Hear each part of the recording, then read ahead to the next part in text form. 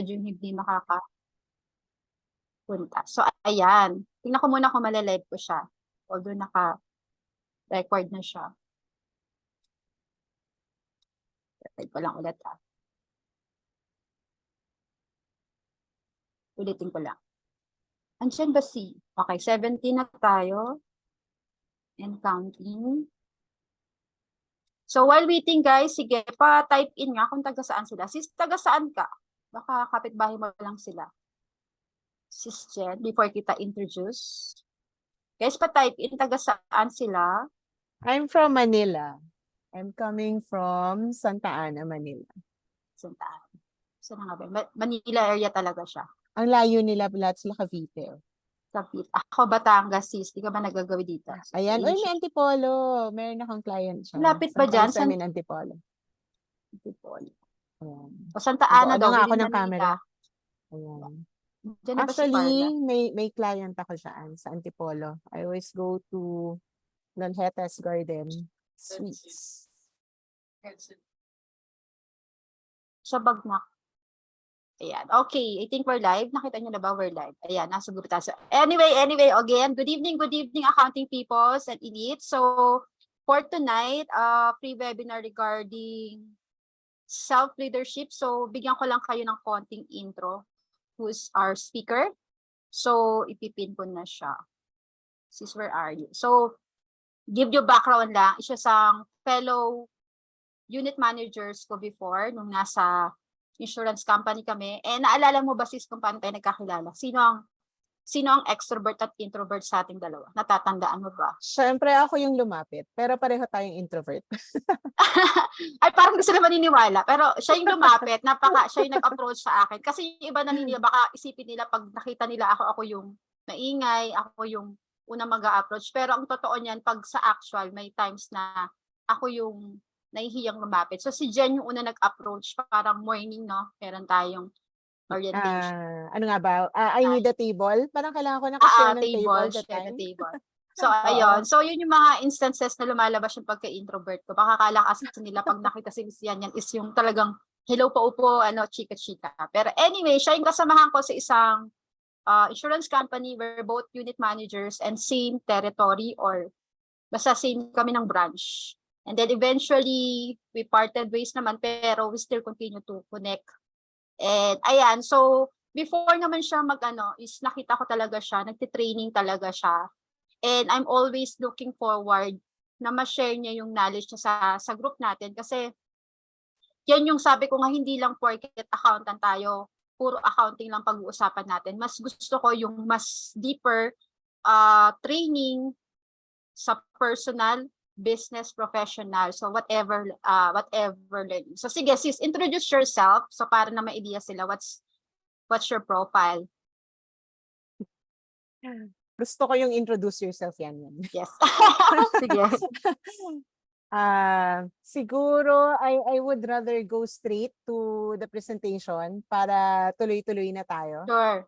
Okay. So just a very brief background. I'm Jennifer Reyes. My nickname is Jean. My trainees would call me Jean. Miss Jean. Usually yan ang tawag sa akin. Karamihan sa inyo here are bookkeepers, no? I am not an accounting graduate, but I'm an entrepreneurship graduate. And I have a degree also in education. I've been in the line of business for the last 2 decades. Yes, tama po yung narinig nyo, 2 decades. I'm nearing my golden years. And katulad po ninyo, I've been a freelancer also. Kaya when Yan asked me to share with you, na-excite ako kasi I want to share my journey with you guys. Na I look at the profile ng mga nag-yes dun sa tinag sa akin sa FB. And nakita ko most of you wala kayong sariling company. I've been freelancing since 2015. Though I have my company name registered noong 2015, pero ganun yata yun. When you are starting, hindi mo alam how to do things. So I formally used the trade name only last year. But for the longest time since 2015, my registration under BIR is practice of profession. And sa SSS, it's self-employed. So ganun yung category ko for the longest time. Until I've been handling SSS for the last 8 years. Handling their leadership and development programs since 2013 nung nasa corporate pa ako. And sila yung nag-push sa akin. Sabi nila, join bidding, and then now they want me to do it formally. So right now, I'm managing my own business, Compass Mentis Training and Consultancy. I'm the managing director. And Compass Mentis is a Latin term. A Latin term that means train the mind, enable the body. Because I believe that over time, a lot of you can read books. Lahat pwedeng magbasa ng libro, di ba? But ang challenge ng karamihan, or I would say in general, ang challenge natin is how do we make ourselves do the plan? Ang dami nating nasa isip, ang dami nating gustong gawin, but the challenge really is, bakit hindi nangyayari yung plinano ko? Bakit sabi ko gising ako maaga pero late? Bakit sabi ko I'm going to earn this much money this month or this year pero walang nangyayari, even half, hindi ko siya nakukuha? Or sabi ko mag-freelance ako but I hardly have a client. So, madalas yun yung challenge natin. We know what we need, we know what we want to achieve, pero ang problema is we cannot make the body follow and do what the mind is thinking. And that's the concept and the theory behind Compass Mentis Training and Consultancy. In all of my trainings, I focus on the self. I focus on self-development. I'm a self-transformation advocate. And I believe that every person is a work in progress. Walang hopeless case. Walang hindi pwedeng mag-improve. Lahat po ng hindi pwede mag-improve is because sinabi mo sa sarili mo hanggang dito ka na lang. So in our course tonight, it is very, I limited our deck and it is compressed onto 1 hour theme. But I hope that this would help you understand yourself better. Because as I have seen myself also grow in freelancing, the key is knowing yourself and making yourself work for the goal and making the goal happen. So yun yung naging struggle ko rin in the first years of my freelancing. Ang dami kong gustong gawin pero parang hindi ko siya magawa because of so many factors. And tonight, I'm going to share that with you. So allow me to share my screen so we can proceed with our topic.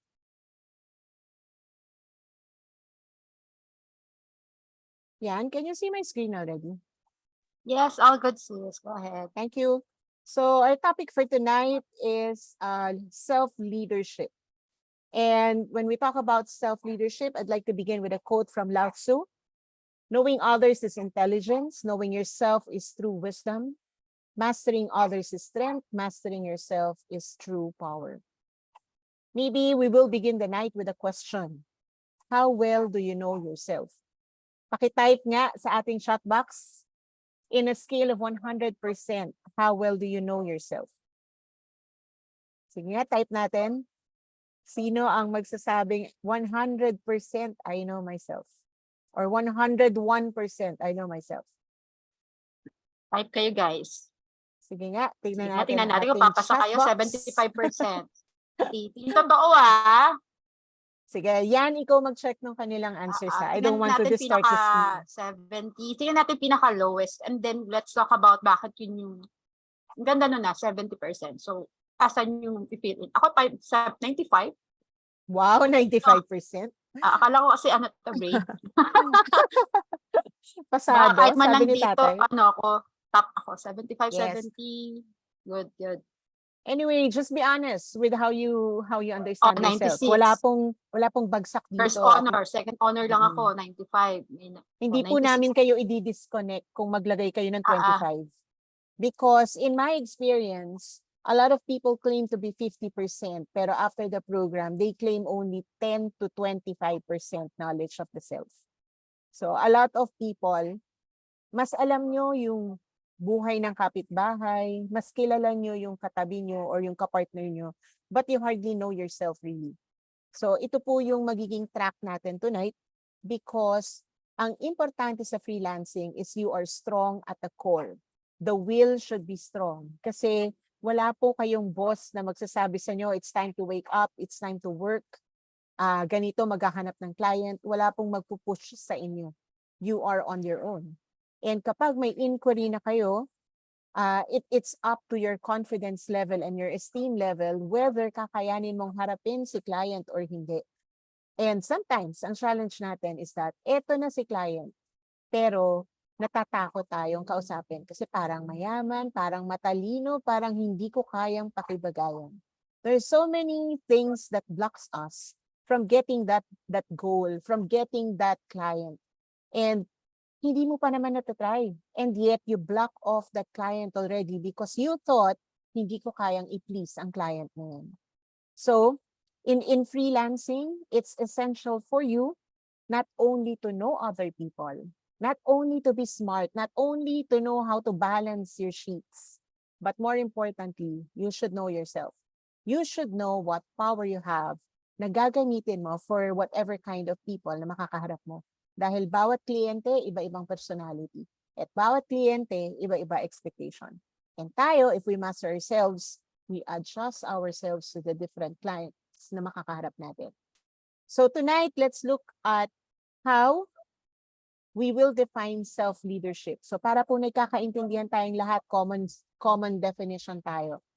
Self-leadership is having a developed sense of who you are, sino ka, what you can do, ano nga ba ang kaya mong gawin, where are you going, saan ka papunta sa freelance. So ang tanong is ilang taon ka ng freelance? Ano nang naabot mo? Are you happy with where you are right now? And dun sa tinatawag nating journey, saan ka papunta? Ano yung tinitignan mong dulo? Or are you just living every day na magtatrabaho ako, may client, or hindi ko alam hanggang kailan yung client magstay with me, or wala pa akong client, naghihintay pa lang, so another line of business muna. I'm a person of a lot of trades but not a master of one. So, nasaan ka doon sa ganong pagkakilala sa sarili? And when you talk of self-leadership, it should be coupled with the ability to influence your behavior, your means of communication, your emotions, and you should serve as the captain or CEO of your own life. Maraming freelancers ang freelance because hindi sila makatagal sa corporate setup. But I'm not saying you guys are like that. Pero maraming ganun. They cannot stand having a boss because they have their own minds. I'm not saying na mali ka, but we feel that way because we are called to a different path, which is to have our own business, to have our own style of working, which is eto nga, the freelancing. I used to work with corporate before. I was a corporate trainer in Guthrie Jensen. It's Southeast Asia provider for training. So we are providing training corporate to the top companies. And nung nandun ako, I love my work. I love training, but I don't really agree with how the management is leading because kami, we conduct training, we do strat planning, we consult with management, we suggest what is, we identify the gaps, we suggest and recommend steps to take to seal the gaps and improve performance, increase sales. Pero yung kumpanya namin before was not walking the talk. So pagdating sa company namin, doon kami nadi-disappoint. Parang, we know this very well. Tinuturo natin to. How come they're not practicing it? And that inspired me to have my own. Because sabi ko, when I work, I want to walk my talk. I want to do what I'm teaching. So I started my own. Kayo po ba on your journey? What moved you to be a freelance worker? Bakit ka freelance worker right now? Was it from the very beginning, freelance ka? Or you shifted from being an employee to being a freelance? We all have our reasons and you should know why. And you should know that nung pinili mong maging freelance, dapat panindigan mo that you will be the boss of your own self.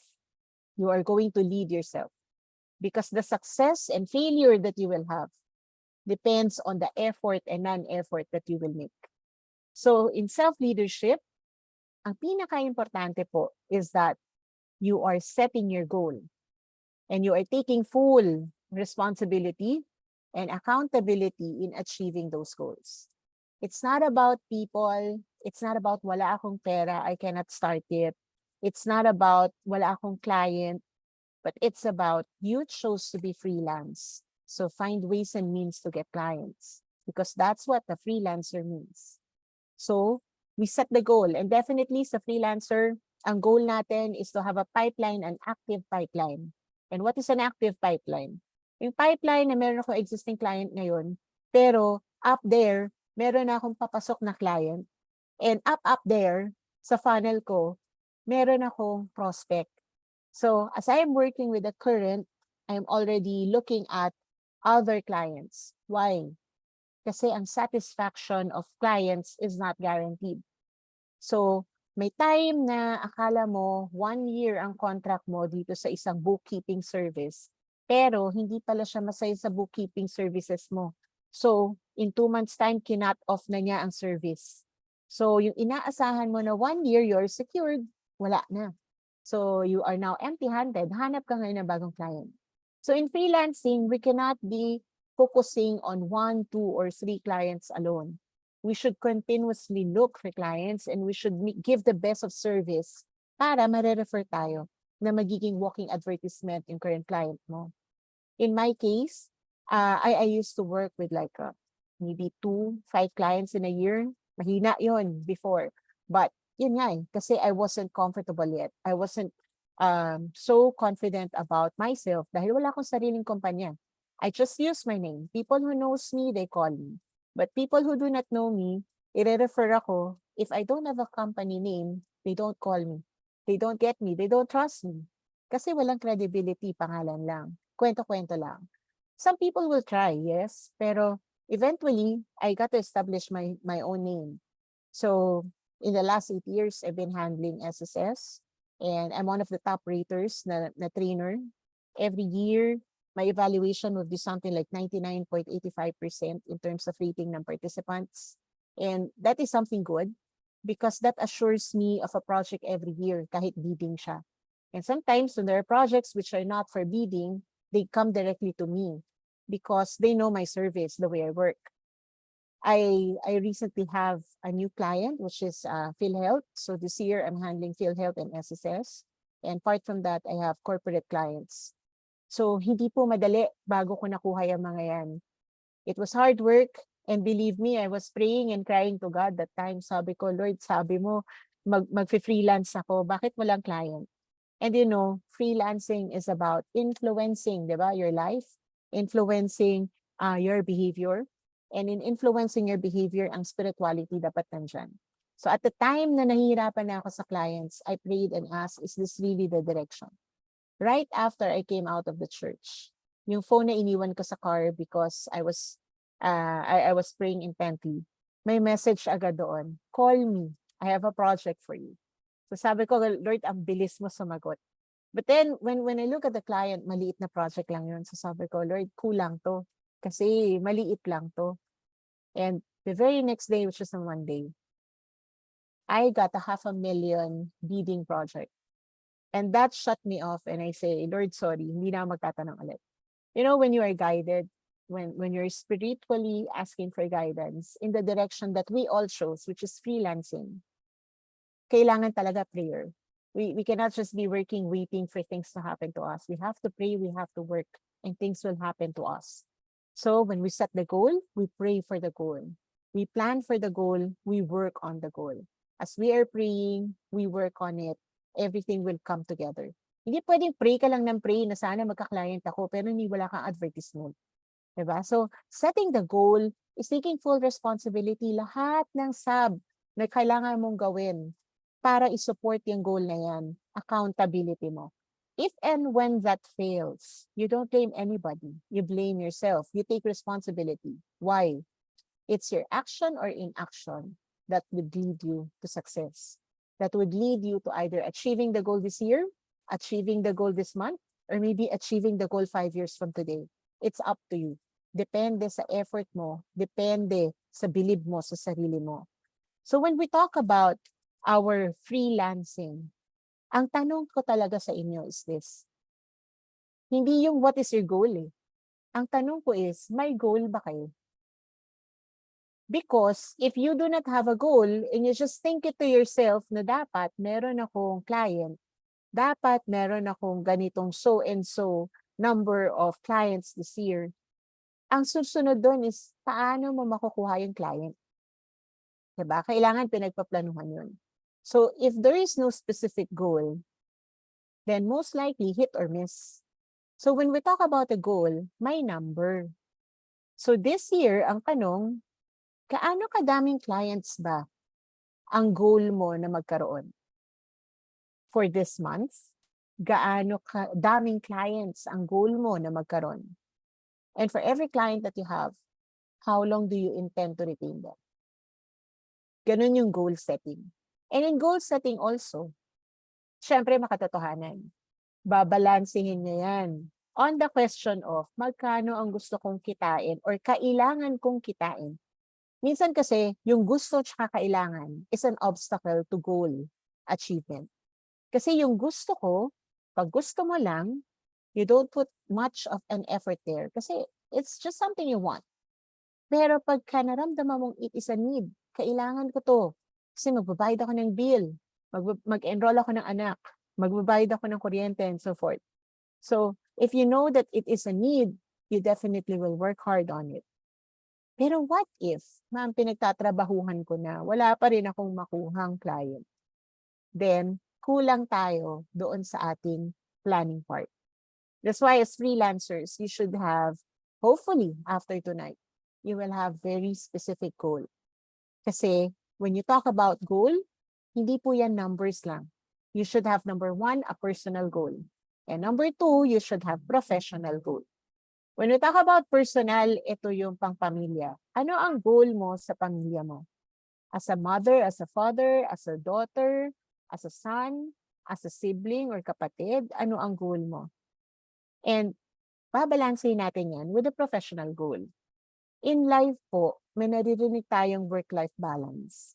But whenever I do my program, I don't go for the work-life balance.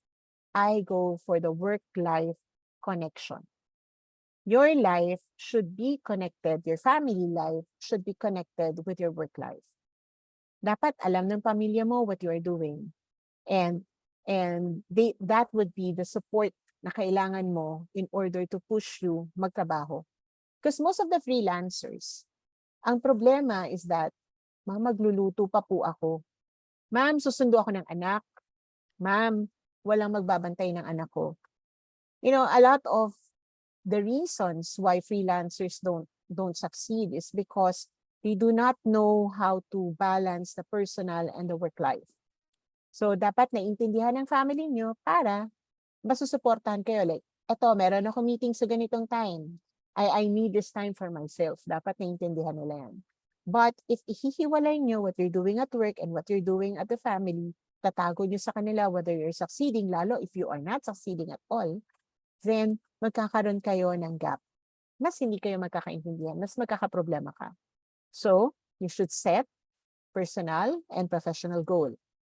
Second, your goals must be written. Hindi po pwedeng nasa isip lang. Kasi pag na-inspire kayo ng nabasa nyo, magbabago yung goal nyo. Pag nag-inspire kayo ng sinabi ng isang tao, magbabago na naman yung goal mo. You know, goal should, you may be inspired by the goal of other people. Yes, that's good. But to pattern your goals with other people, hindi po tama because every person is a unique package. Yung galing niya is hindi mo galing. Yung connection niya is hindi mo connection. Yung experience niya is hindi mo experience. So, yung strategy niya that works for him or her may not work for you. Kaya, kailangan tayo nagsastrategize on our own. We are inspired by other people, but we adapt to ourselves. Adapt, ADAPT. Paano ko yan gagamitin sa akin? How do I twist and turn para yan ay mag-work with me? So, adaptability is also the key. But, ang importante, nakasulat ang goal. And, when you write your goal, it must be clear to you and it should be time-bounded. Ibig sabihin, pag nagsulat ka, hindi po pwedeng sabihin na I need to earn in 2023.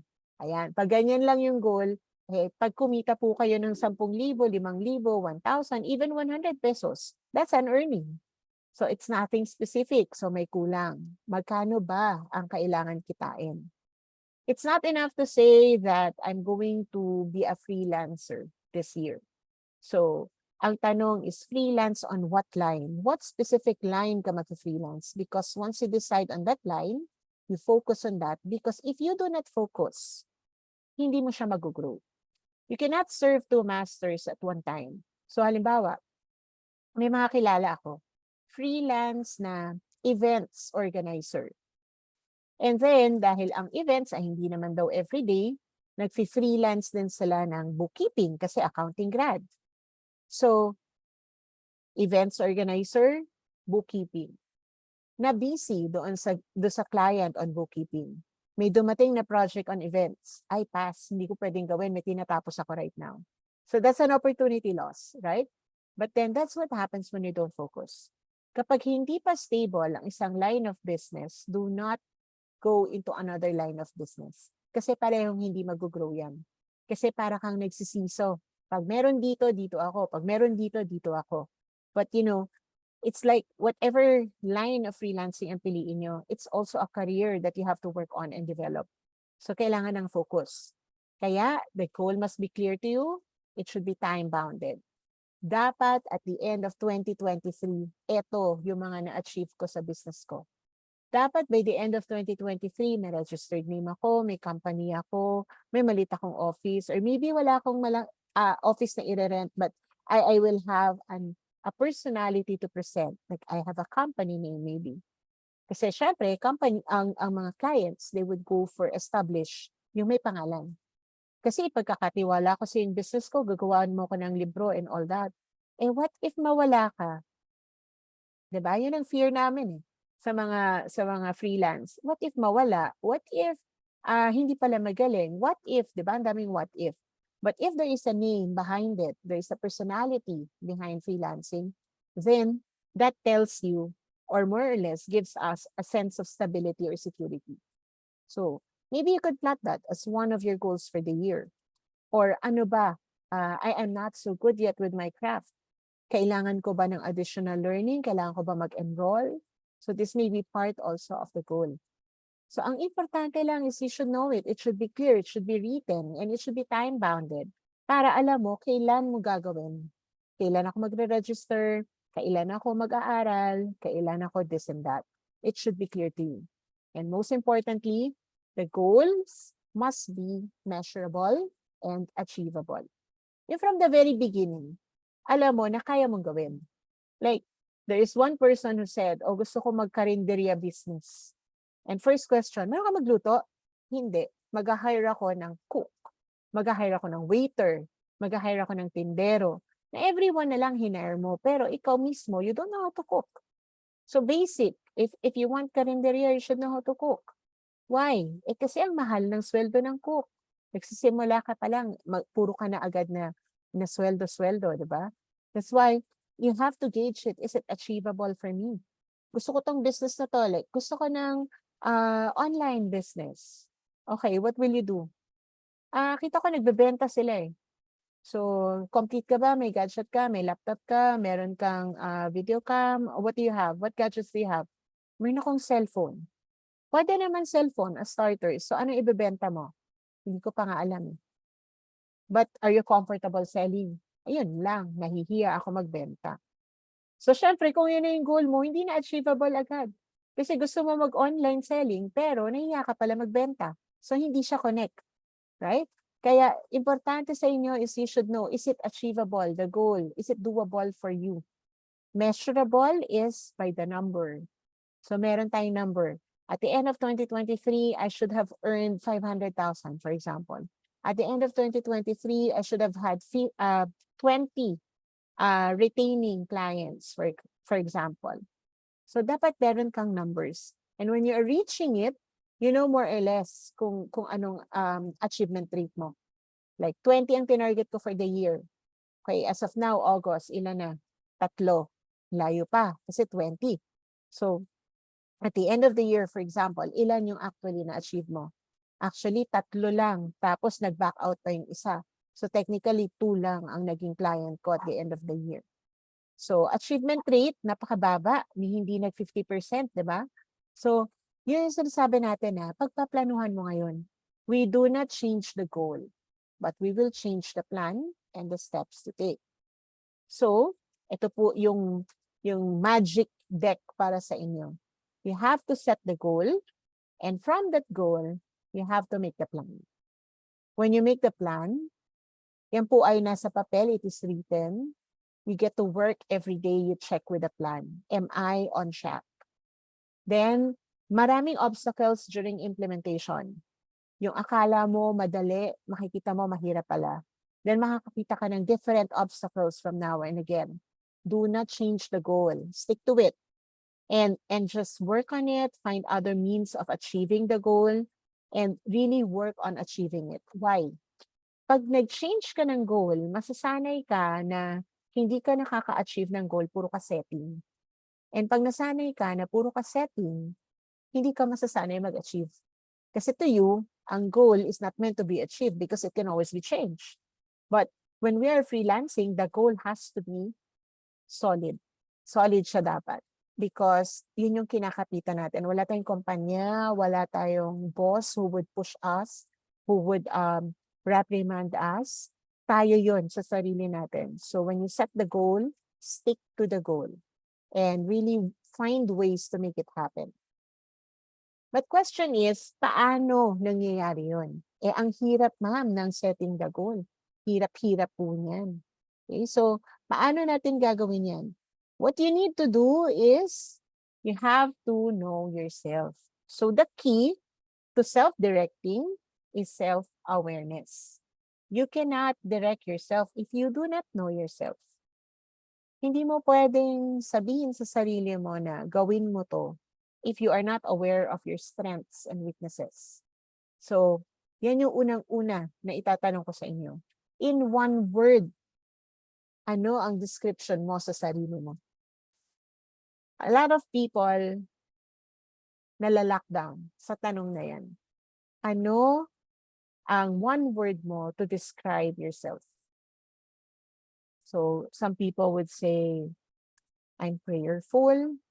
Yun yung one word ko. So, dasal ka na lang ng dasal. Ang tanong, pinagtatrabahuhan mo ba yung dasal? Or some people would say, I'm very loving. Ayun, ang nakakatakot, I'm very loving. Kasi in business, pag very loving ka, madalas libre. Hindi ka na nag-charge kasi you're very loving, puro pakisama, puro mga, I want people to appreciate me. So you have to know that one word for you. So yun yung challenge ko sa inyo, that's one takeaway niyo for tonight. What is your one word for yourself? Because that one word, pag-reflectan ninyo yung word na yan, is that one word making you succeed? Or is that one word making you fail? So, isa yan ha. Second, emotions or subconscious. Kanina na-mention ko, if you have been working corporate before, na maybe may reason why you nag-freelance kayo, then may mga emotional baggages na bitbit. Now, some people are emotionally bothered. Some people have a lot of feelings of resentment. And some people naman, nakikita natin, are people with thoughts. Yung ang dami-daming iniisip about others.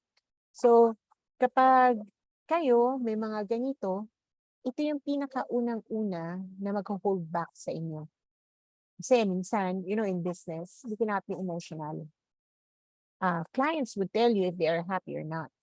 And pag sinabi nilang they're not happy with the quality of your work, hindi pwedeng sasama ang loob mo, tapos you would lose heart, ayaw mo na mag-work. Hindi pwedeng ganun. Minsan clients, papagalitan kayo if late ka nagbigay or nag-submit and you will say, kaya nga ako freelance, I want to hold my time. So you cannot do that because even as freelancers, you ought to be professional. When you commit dates, you submit on dates. Diba? Ganun yun dapat. So, pag napagsabihan ka ng client, if you are pusong mamon, you take it to heart, then iisipin mo na, tiyata to para sa akin, ayoko na nito. Mag-stop na ako. So if that is the kind of thinking that you have because ang dami mong emotional baggages which are unprocessed, then that would hold you back from moving forward as a freelancer. So kailangan yung sarili muna natin, kailangan nating ayusin. So when you talk of the self-awareness, it's important for you to look at the cues or the quotients. So basically, napakarami pong multiple intelligences, but as a working individual, I normally highlight on this three. Actually, four po yan. So we have our social quotient. We have, there you have the social quotient, the SQ. We have the emotional quotient, the EQ, na alam ng karamihan. We also have the intelligence quotient, which is the IQ. Now, there is one new Q na nauso during the pandemic, and that is the AQ or the adversity quotient. So in our work as freelancers, number one natin is know your purpose. Why are you working? Why are you in this kind of business? Why are you on this line of business? What is your purpose? And in that kind of purpose, you ask yourself, do I have the capability to pursue that line? Kasi importante yun eh. I want this line of business. Anong capacity ko or capability ko for that? And knowing this is my purpose, these are my capabilities, do I have the will to carry forward? Now, the AQ comes in because kapag AQ na ang pinag-uusapan natin is your adversity quotient, your strength or capacity to respond and cope with challenges and change. So, ibig sabihin, when you are already working, marami pa rin challenges na mangyayari. Paano you would continue with this kind of business even if ang daming challenge? And in freelancing, anong biggest challenge? Walang client, walang kita, walang pera. So, walang pera, walang pambayad ng bill. Walang pambayad ng bill, away sa bahay. Kasi technically, as a freelance, most members would think wala kang trabaho. Some people feels like, ano ba naman yung trabaho niyan? Minsan meron, minsan wala. Paminsan-minsan lang yan. Di ba? Sometimes we get that kind of hurtful words, judgmental from our families. So, minsan maririnig mo yung mga ganyang linya and it hurts. Pero, what do you do? Eh, yan yung pinili mong track. So, kailangan panindigan mo siya. And that is where your adversity quotient would come in. How strong or weak it is, it will be your direction kung itutuloy mo or hindi. Pag mahina ang EQ mo, you will stop. Kasi sabi mo, sabi ng pamilya ko, wala daw kwenta tong freelance ko. Or, kung namang desidido ka and you really love your work, kahit i-judge ka pa ng kahit sino, you will continue doing this because you believe this is the kind of business that you will thrive in and will succeed on. So pag pinag-usapan natin itong apat na Qs, you look at the IQ, the intelligence quotient. Yan yung, of course, yung mga naaral natin, your math, your English. Social quotient is your ability to build network of friends and maintain over a period of time. So, dito papasok yung pagiging introvert or extrovert natin. But you know, even if introverts yung iba sa atin, hindi ibig sabihin na hindi na kayo makakapag-network. Hindi ibig sabihin na hindi na kayo makakapag-usap sa ibang tao. Because as we started the night, sabi nga namin yan, pareho po kaming introvert. Na kung hindi mo kami lalapitan, hindi kami makikipag-usap. But ako lang kasi, kaya ako in-approach si Yan that time, is because namumukaan ko siya, na kasama ko siya sa work. Nakita ko na siya doon before. Because that was pandemic when I joined this insurance company. So, nakikita ko siya doon, kaya in-approach ko siya. But of course, kung hindi ko siya kilala, I would not have really approached her that easily. Pero, yun eh. Ang point ko lang is even if introverts kayo, do not use that as a justification na hindi kayo pwedeng mag-network or hindi kayo pwedeng maghanap ng ibang tao. Because yung abilidad natin as a person makes us capable of establishing networks.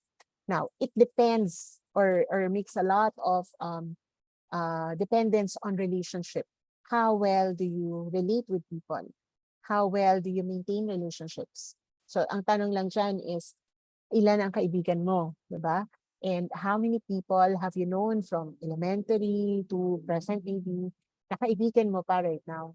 Na hindi basta kilala mo lang by name, pero people na pag kinausap mo, they really talk to you because they're really friends.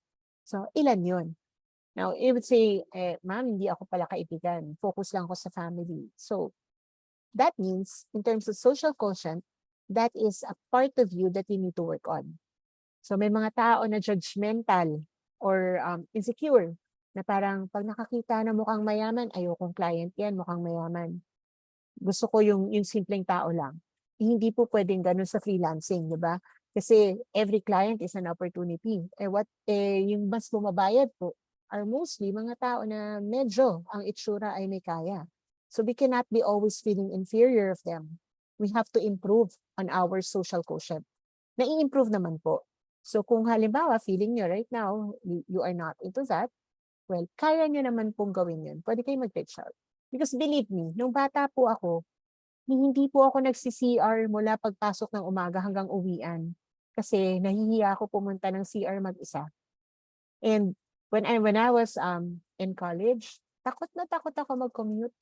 Kasi natatakot ako or nahihiya ako na makita ako ng mga tao na nagko-commute. Anong klaseng mindset, no? Kasi pinalaki po ako na, well, modesty aside, pinalaki ako na hindi pwedeng umalis ng bahay kung walang sasakyan. So, hindi po ako marunong mag-commute. Yung MRT, nasira na yun, hindi ko pa po yun nasasakyan. Pero yung LRT na try ko naman yan nung nasa NGO pa ako. But you see, things could change for you. You could change your ways. Kahit ganun ako before, I was able to change myself. And now maybe you would not believe me pag nagsasalita ako na I'm an introvert. Or hindi niyo ako paniniwalaan if I tell you na before mahiyain ako. 'Di ba? But I'm only a living proof that you can change even if you are an introvert. But it all begins with the awareness. The awareness and the need. I need to change and I'm aware, eto ako, I need to change it and I'm gonna change it. Kaya nga kailangan yung will, the willpower. No? The willpower goes with it. Now, the EQ also comes along. Your EQ, the emotional quotient, is the ability to maintain or be at peace with others, the ability to be responsible, the ability to respect boundaries, and the honesty and humility and genuineness. In short, the ability to be in control of your emotion. Yung bang inaaway ka ng client, huwag mong papatulan. Pag sumagot ka, be careful of your tone. Kasi pagka pinagalitan mo yung client or nag-retaliate ka because nainis ka sa kanya, you lose a client. And magsisisi ka din. And you would think, kasi uminit lang ang ulo ko, napikon lang ako. And that moment, that spur of the moment na napikon ka, and you give in to your emotion, that was a low EQ. Hindi mo na-control ang sarili mo. And that low EQ led you to a loss of a client. Kaya, in business and in other relationship or transactions, the EQ is very important. Kaya nga kanina, di ba, nandun tayo sa self-awareness, you have to process your baggages, process your emotions, process your past experiences. Kasi kung nandun lang yung lahat ng sama ng loob mo at galit mo sa mundo, anytime you will be triggered in your transactions. So, any client who would trigger you, papatulan mo, magagalit ka, may inis ka, or maybe you'll walk out on them, or maybe you will stop working with them because of low EQ. And that is a lack of maturity as well. So we need to ask yourself, am I low or high on EQ? High EQ, pag kaya natin i-control ang galit, ang inis, ang ating pananalita. High EQ if we know when to say things and when not to say things. High EQ when we are very much aware of tono natin and volume ng boses natin. Because sometimes people are already telling you, can you tone down your voice? Can you bring down your tone?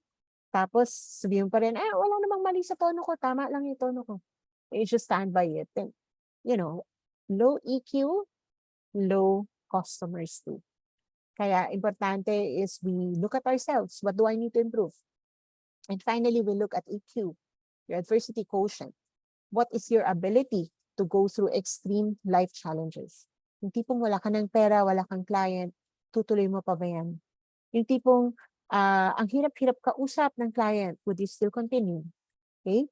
How do you cope with change. And with that, isasama natin syempre yung self-confidence and self-esteem ninyo. Coping with change has a lot to do with your self-confidence and your self-esteem. And magkaiba po ito. Spelling pa lang magkaiba siya, no? So, when you talk about your abilities, ito yung confidence. When you talk about your the way you see yourself, yan ay esteem, self-esteem. Now, if your confidence is low, ito po yung lagi yung dinadoubt yung sarili nyo. Kaya ko ba to? I cannot do this. Ito lang yung kaya kong gawin. Ito lang yung gusto kong client, and so forth. The way you limit yourself. But when you talk about esteem, ito yung feeling mo sa sarili mo na hindi ako pwede makibagay sa kanila kasi ang taba-taba ko, hindi ako maganda, ang pangit ko. You put down yourself because of your self impression. Now, how do you boost yourself? You boost your confidence by the affirmations of I can. And every time you are in doubt, na kaya ko ba to, you always ask yourself, bakit hindi ko kakayanin? Hindi ko pa nga na-try, bakit ko sasabihin ko kaya? So, you have to boost yourself on that one. And in terms of the appearance, if you feel na hindi ka maganda, di mag-ayos ka. You know, yung mga hindi maganda ngayon, kailangan mo lang ng eyebrow pencil, powder, at lipstick. May iba na yung itsura ng mukha mo. Just have to cut your hair, be neat, di ba? Ang mga lalaki, syempre, huwag naman mag-powder and lipstick, di ba? But you just have to have a neat haircut and yung maayos na pananamit and be conscious of your tone. That would help a lot. That would improve your self-esteem. So, ito po yung isang self-check para sa lahat, no? Kung ang self-esteem mo ay mababa, ginagawa mo itong mga bagay na to. So, number 1, low self-esteem kapag takot ka sa competition, takot ka sa challenges, takot ka sa something new. You lack initiative. Gagawin mo to, pero isang linggo na hindi mo pa nagagawa. Or isang buwan na, or actually isang taon na, hindi mo pa siya nasisimulan. You are non-assertive. Like, bakit hindi mo to tinanong? Hindi mo pala naintindihan. Natakot kasi ako, nahiya ako. Actually, iniisip ko na eh. Kaso hindi ko nagawa. Indecisive. Hindi ka makapag-desisyon. You blame others sa lahat ng pagkakamali at mga bagay na hindi magandang nangyayari sa buhay mo. You blame people but not yourself. Very low self-esteem po yan. And people who are pessimistic, this will not work. Na-try ko na yan, hindi yan pwede. Naku, hindi yan pwede, hindi ako marunong yan. Yung mga linyang hindi yan pwede, hindi yan maganda, hindi yan uubra. Yan, yung mga line na yan, pessimistic po yan. And then, yung mga mahiyain and sarcastic. Yes, yung mga sarcastic, kahit sarcastic sila na seemingly strong and negative, low self-esteem pa rin. Why? Kino-cover up niya yung kahihiyan niya with sarcasm. Yung mga weaknesses niya, kino-cover up niya ng pagsisiga-sigaan. Kaya sarcastic yung nagiging behavior na instead of mag-sorry, siya pagalit. Or instead of makiusap, demanding. Nakala mo ba siya yung may-ari? Diba? And the last of it, ang low self-esteem, pakiramdam niya, they are unloved. Hindi sila accepted, hindi sila included, and they accuse people of aggravating them or inagrabyado sila or hindi pantay. So yun yung mga iniisip ng mga taong may low self-esteem. So ito po ang mga lines ng mga pa-check lang po ng microphone. So we will not be distracted. Thank you. So ito po yung line sa left side, no? Ito ang mga linya ng mga taong may low self-esteem. Nobody loves me. Yan ang pinakamabigat. And a lot of people with low self-esteem are in depression also. Either anxiety or depression. So sabi nga, if you keep on hanging on to the past, tendency mo, ikaw ay depressed. Kasi you keep on blaming yourself for the past na pwede mo naman baguhin in the present. Now, if you are so much worrying about the future, what you have is anxiety. Pero, kung ikaw ay in the present time, then that is the positivity that we need. Kasi in the present, you can correct the past. The future, you can prepare in the present. So, you can define your future in the present time. So, hindi natin kailangan ng anxiety. Hindi natin kailangan ng depression. We just have to be in the present time. Kailangan lang na harapin mo the present time. You did a lot of mistakes. Lahat tayo. We have made mistakes in the past that we are ashamed of. Hiniyap tayo, ayaw na natin pag-usapan. But those are lessons learned. We got in pain, we felt a lot of pain. Pero let's not bring those pain with us forward. We just bring with us the lessons para hindi maulit. And when we bring the lessons with us, we are better prepared. We are stronger because we learn and we accepted na nagkamali tayo. So you can move forward. Unlike people na, I'm not worried, I'm not worthy of this, I can't do this, paano ko malaman nila yung dati kong ginawa in my previous company? You know, those are the past. And if you don't bring it to the present, nobody would know it. Lalo na sa ibang field na kayo ngayon, freelance na, di ba? So you should have this strong beginning and you should believe that your life right now is totally different from the past. Kasi noon mas bata ka. From now, you are more mature, di ba? And a lot of things will change over time. So you have to keep making yourself better. So kung may mga tao dito na mababa yung self-esteem mo, you really have to work on this. Because you will not succeed in freelancing kung mababa ang self-esteem at mababa ang self-confidence. So how do we make that work for us? We always have to keep in mind that self-esteem and self-confidence makes our self-worth.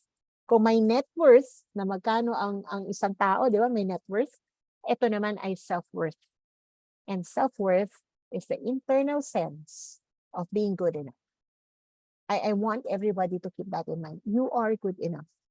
Madaming weaknesses, maraming kulang, yes, but we are always good enough for one special purpose. Because, well, I would be cheesy, maybe you would think it's cheesy, but I always say that a lot of people exist not because we were born, but it is because we are born for a purpose. We are meant to serve a certain purpose. We are not failures kaya nandito tayo as freelancers, but we are meant to be freelancers. This is the calling at a certain period of our lives. Bawat tao, there is that certain calling for you to do at a certain period of time. When I look back, all of the things that happened in my life, even the failures, the downfall, the pains, they all had to happen. Kasi nung connect ko sila, everything that happened is a preparation to the next. The pain I learned from one is the pain that made me stronger for the next chapter. So, nung connect ko silang lahat, that prepared me for where I am right now. And I believe a lot of you are also meant for something good. Yun lang, you just have to trace your roots. So, tingnan mo and see the path where you are being led to. Because everybody is good enough. And you're worthy of being loved and belonging. Kaya you should always feel good about yourself. When you feel good about yourself, you radiate that confidence. And people gets to trust you because you look credible. And you establish that credibility through your work because you are confident. So paano ko gagawin yun? Okay, we have what we call the learning agility. So the learning agility is actually a practice or an application of our AQ or yung ating tinatawag na balik ko lang kayo dito ha, in case nakalimutan ninyo. So, ito yung AQ na sinasabi ko sa inyo. Yan. The adversity quotient. So, ito kasi, pag pinagsama-sama ko itong SQ, IQ, and EQ, pag pinagsama-sama ko yan, I will have a strong AQ. So, what now is the EQ? Okay. Ito po ang EQ natin. So, the EQ, nade-develop yan, and it is developed by making sense of what is happening to us. So internally and externally, we do a reflection. Externally, we look at the experience. So internally, we reflect on ourselves. What is my mindset? What are my mental models? What are my capabilities? What are my biases? So inaaral natin yung sarili natin because our only capital in freelancing is ourselves. Our talents, our skills, our will, yan ang ating kapital. And of course, the body that we have. Kaya kasama yung katawan natin with a plan and a goal. Kailangan yung health. Kasi if that one body fails, then freelancing fails. Wala ka ng gamit wala ka ng katawan for that. That's why we also capitalize on the body. We take care of the body. So when we look at our mindset, our mental models and capabilities, we ask ourselves, what do we need to learn? Anong kulang? What do we need to unlearn? Anong ugali, nakasanayan ko, ang dapat ko baguhin so that I could improve on my outputs? And what are maybe the values that I used to have that I need to relearn in terms of working? And all of this analysis that we have, all of the answers that you would get, babaunin nyo yan doon sa external experience, which is the making sense of your reflection. So the data you got, the feedback, the information that you got from reflecting on yourself, you use that now in changing and improving yourself. So ito yung dapat kong aralin, mag-enroll ako sa ganito. Ito yung dapat kong baguhin, I will relearn a habit. So by the way, habits are formed and unlearned in a period of 21 consecutive days. So Stephen Covey says that in 21 consecutive days, any habit that you want to learn or unlearn can be done provided that the effort is exerted daily, consecutively. Walang cheat day. So halimbawa, gusto natin mag-lose ng weight. Sabihin natin, hindi na ako kain ng rice. So walang cheat day. All 21 days, walang rice. So on the 21st day, wala na eh. Yung habit mo is nandun na. Ayaw mo na ng rice kasi nagawa mo na siya. Or for example, you are a smoker and you want to quit smoking. So for the whole 21 days, every day, walang cheat day. Hindi ka magsasmoke. And I guarantee you, 12th day pa lang, 15th day pa lang, sanay na yung katawan mo. Back in 2018, that was my payates moment. Yun yung time na kinareer ko yung pag-lose ng weight. And I did not eat rice. On the 12th day, ayoko na ng lasa ng kanin. Pagka yung nag-breakdown na yung spoonful of rice in my mouth, ramdam na ramdam ko na yung hibla ng bawat butil and I was hating it already. Ayoko na siya. I don't know, I cannot recall kung ano yung reason bakit kumain ako ulit ng rice. But then, I'm working on it again para the new habit would set back. Relearning the habit na huwag nang mag-rice. I'm doing that again. Because of course, in aging, kailangan alagaan ng katawan because it's only one body. And na-mention ko nga sa inyo, I'm not as young as I used to be. So I need to take care of the body kasi isa lang siya. And I'm working on it. Nag-21-day challenge din ako right now. And it's because you have to walk your talk, di ba? And we need to take care of that one body that we capitalize on. And yun lang yung ginagamit natin for everything. Diba? Mapabahay, mapawork, iisa lang yung katawan na bit-bit mo. So you have to take care of that body. So those are learnings I have. Kaya the experience, I'm experimenting on the actual weight loss, the actual exercise every day, the actual passing on this and that food. So yun yung experimentation. Now, in business, ganun din po. We do a reflection. Bakit wala akong client? Paano ako magkakaroon ng client? What is it I'm doing na hindi tama? What is my business model? Or wala ba akong business model? So kung wala, gumawa ka. Wala ba akong plano? So kung wala kang plano, gumawa ka. So nandun yun sa reflection mode. Now kung nagawa mo na yung plan, dadalhin natin siya dito sa right side, which is the experience mode. You will apply that plan and you will make it happen. It's kind of an experimentation that when you are implementing it, you are already evaluating ano yung mga babaguhin, ano yung replanning na kailangan and so forth. And of course, in the process, makakakita ka ng error, ng failure, pero those would be the lessons to reinforce and replan in order to achieve. Kaya nga nung pandemic, ang hinahanap are mga agile leaders. Kasi agile leaders make sense of every error and obstacle. They use that as a positive energy into achieving a higher level in performance. So tayo din, we can capitalize on learning agility in leading ourselves. Kasi we need to do the internal reflection, and whatever internal reflection and realizations we have, we use that and apply onto the experimentation phase, the experiential thing of actually going and embracing the change. So yan yung challenge sa atin.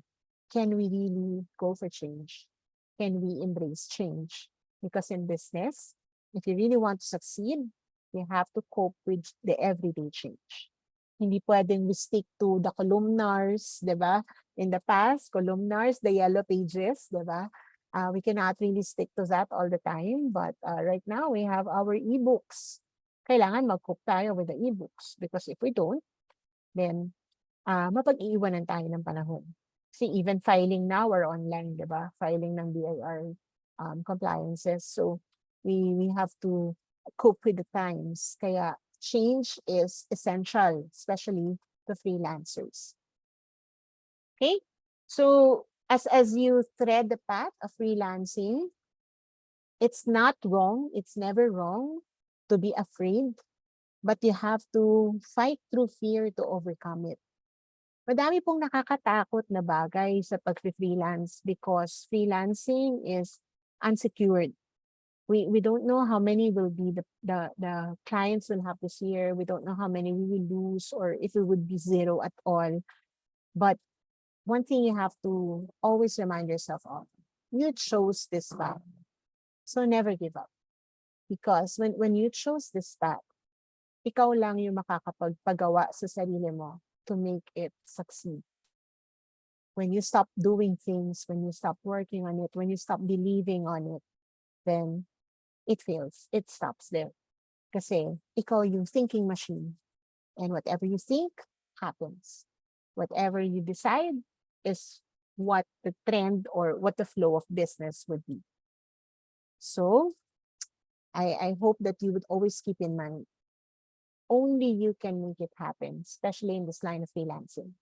A lot of people will comment, a lot of people would suggest, but at the end of the day, makinig ka lang, take in the good ones, and kung hindi maganda yung sinabi, just keep quiet about it. At least nakinig ka, and just take in all the good and apply it, and see for yourself how it would work for you. But the bottom line is simple. You alone can make it happen. Because no matter what people tell you, change can only happen when the person decides to change. Results can only be generated when the person decides to work on it. If the person decides not to work, may resulta pa rin naman eh. Hindi nga lang maganda. May result. Whether you work or you do not work, there is a result. Whether you move or you do not move, merong result. Pero the kind of result that you want to have, nasa yun. You define the result by doing it. Because only you can make it happen. So with that, I'd like to share this video with everyone. So I hope mag-cooperate ang ating audio. Miss Yan, please let me know if you would be able to hear the music. Is there music? No, sis.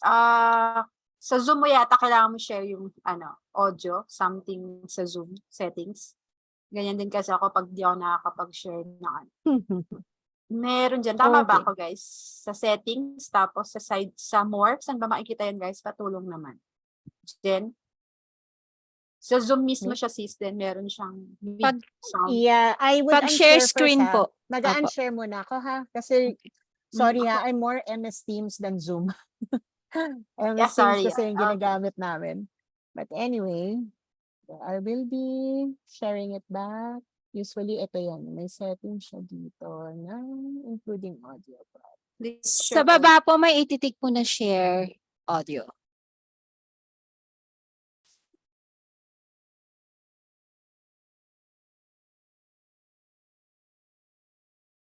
Okay, hang on.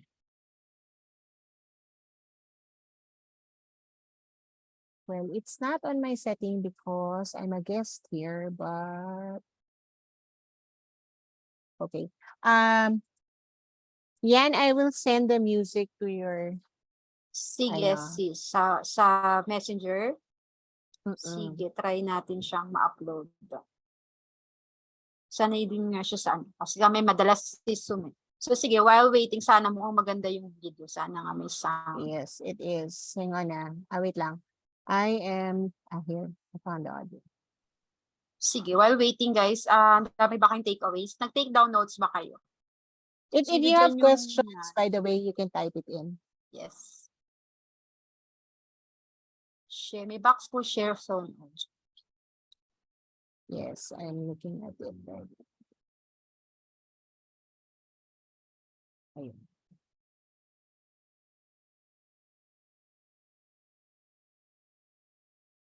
So, while waiting for me, if you have questions, type in yun na po yung questions ninyo. Pwede kayong mag-unmute guys to participate. Grabe yung value bombs. Nagsulat ba kayo? Para kayong sinasampal nyo. Parang inaano ba natin siya? Bakit? Inaano ba kita? Inaway ba kita? Sorry Inaano ba na. kita? Yan. Yung mga nasasaktan yan, umiilag. Aray. O, di ba? Ang sakit, pero realization, ang sakit daw. Kasi sarili, yun na nga, ang ganda nga nun. Kasi sarili mo nga yung self-reflect ka. Ako ba yun? Ako to eh. Ako yun eh. Ako to eh. Di ba? Pero, daming sapul, no? Daming sapul. Hindi nakailag yung iba eh. Nagtatago na sa ilalim yung iba. Ako yun, ako yun. So, ang ganda. Ganda. Sulat ba kayo? Ako nagsulat kahit di ko maintindihan. Pero ang ganda ng mga learnings tonight. Self-leadership. Sarili niya, kalaban niya. So, Anyway, sige. kaaway Sisend ko mo, ang sis. aking... Ha? Sorry. Sisend mo sa FB. Paano ba? Try natin. Ay, nakakabaliw siya. So, okay, sis. Kaya It's not natin yet. yan. But anyway, I just... Kasi I'll have to log out eh. If I have to do that. Wait lang. I don't want to log out anymore. Anyway, just find this song sa Baka may link ka, YouTube. sis. Baka may link ka dyan. I will give you the link later, ha? So Okay. just find it in YouTube. It's entitled, what call this? Yeah. It is entitled, okay. Share ko na ba ulit? Really share pa lang. So, ayun, nakita ko na siya. Share sound. Yan. Try natin ulit.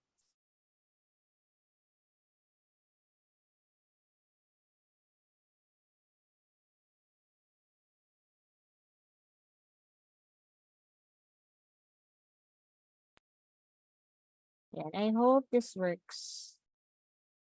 Work yan. Niniwala. Ayan, Yan. meron go. na? Yes. Thank you.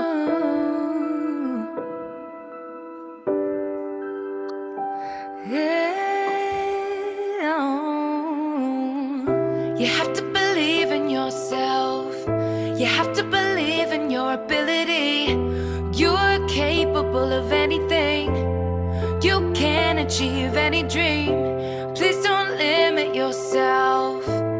Don't live your life limited. It's not all sadness and misery. Life's a challenge, but you will succeed.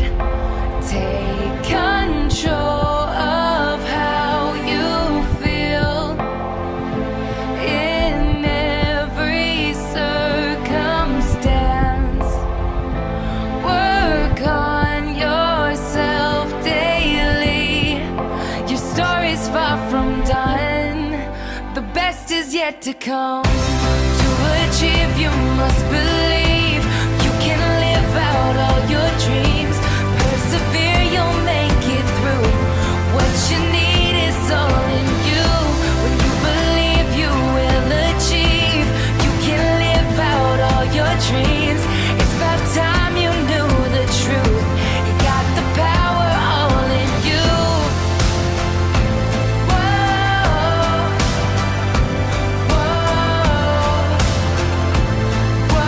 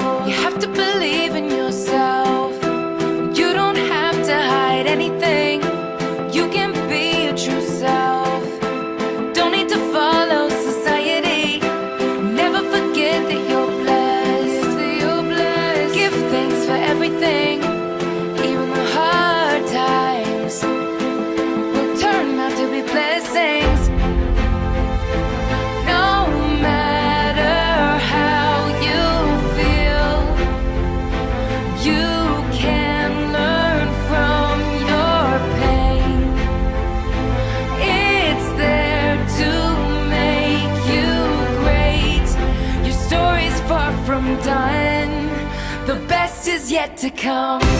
To achieve, you must believe. You can live out all your dreams. Persevere, you'll make it through. What you need is all in you. When you believe, you will achieve. You can live out all your dreams. It's about time you knew the truth. You got the power all in you. To achieve, you must believe. You can live out all your dreams. Persevere, you'll make it through. What you need is all in you. When you believe, you will achieve. You can live out all your dreams. It's about time you knew the truth. You got the power all in you. Whoa.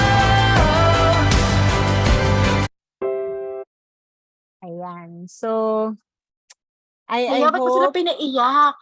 oh shucks, sorry. Sorry Iyak po. sila. Okay. Ayan, Well, sige. the And, essence of learning is the pain. Na ako po I've been in the freelancing myself and dinaanan ko yung time na wala rin akong pera. Dumaan ako sa time na umiyak ako, is this still something I want to do or papasok na ba ako ulit? Mag-apply na ba ako ulit ng work? Diba? And I've tried different lines. Sabi nga niya yan, di ba, pati insurance trinay ko before, but it's not for me. And I went back to my purpose. My purpose is to teach. My purpose is to touch lives. My purpose is to transform people the way I'm doing in training. Kaya I went back to this field. I believe you guys are responding to the call. Yung call na ito yung work life for you. So believe that you are meant for this and do your work with love. Whatever you do, ako, my secret is passion. Whenever I work with love. I always put genuine concern in what I do, not just to deliver, but to make sure that there is an impact, there is a result. So when you work for quality, kasi yun ang magiging differentiating factor ninyo. That will be your comparative advantage. No? Yun yung sasabihin natin na there are so many freelancers. Why would clients go for you? It's because you work in this manner. So, yun yung magiging distinguishing factor mo. So, think about it. Look at yourself, improve yourself, and really work on what would be that advantage working with you. I believe everyone has something good. You just have to believe in yourself. The power is all in us. It's just a matter of us discovering it. It's just a matter of us really developing ourselves every day. So I hope in that 1 hour that I have shared with you, sana may natutunan, sana may realizations. Before I started, I prayed. I always do that whenever I do my talks. I always pray that God use me to tell you what you need to hear. I always pray for participants because in my work, I always believe every batch, every group of people that I am sent to speak with, it's not just by chance. It's not just because I need to earn. It's not just because somebody requested me to do it, but it's because it's God's time to talk to you. So I hope may na-realize kayo during that time. I hope you've been inspired also that life is hard, yes, but if you just pray and keep your faith, things will work out fine. And if you are where God wants you to be, you would always succeed. Hindi kailangan maging mayaman, guys. Sometimes God just wants us to have enough. Pero in having enough, we are also able to work while at the same time be of service and do His purpose here.